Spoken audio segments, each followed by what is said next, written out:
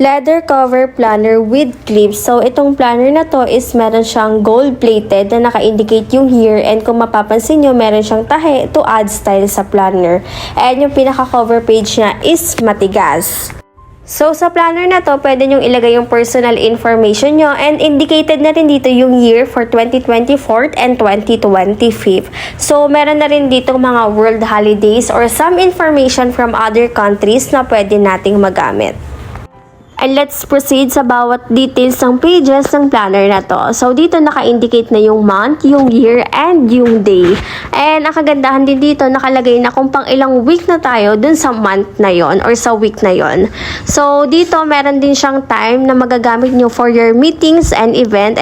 And dito nyo naman makikita yung kabuuang calendar para sa taon na to. And dito naman sa gilid, naka-indicate na dyan yung month. And meron din siyang divider para magsisilbing guide nyo kung saang page nyo gustong magsulat. And meron din siyang bookmark na pwede nating magamit. Itong planner na to, ang total page niya is 290. Ang size naman niya is 8 inches by 5.